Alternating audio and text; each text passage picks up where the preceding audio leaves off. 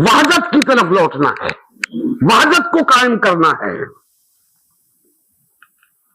دو جماعتوں کا کوئی جواز نہیں، جواز اس لیے نہیں کہ دوسری جماعت کی ضرورت ہی نہیں، دوسری جماعت کی ضرورت ہی نہیں، ایک ہی جماعت کافی ہے۔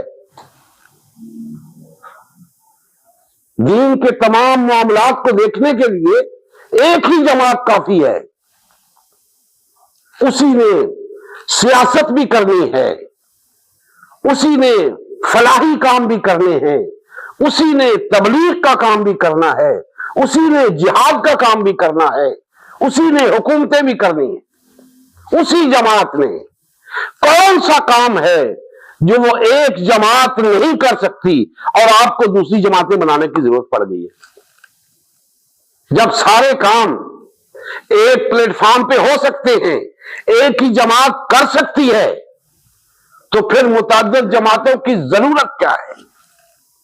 کوئی ضرورت نہیں، اسی لیے اس کی اجازت بھی نہیں، اسی لیے قرآن و سنت کے اندر اس کا جواز بھی نہیں۔ کوئی جواز کہاں سے لائے گا؟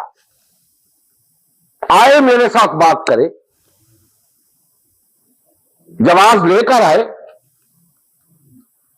کوئی سی دو جماعتوں کو اٹھا کے دیکھ لے،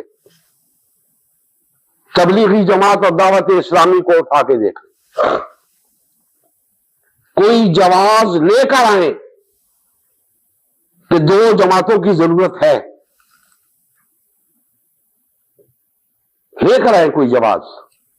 کوئی جواز نہیں ہے،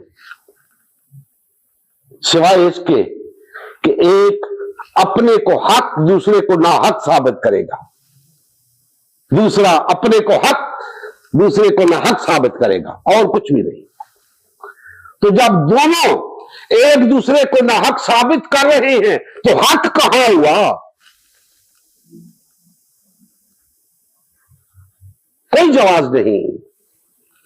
جماعت اسلامی اور جمعیت علماء اسلام کو لے لیں، کیا ہے دونوں کے پاس جواز؟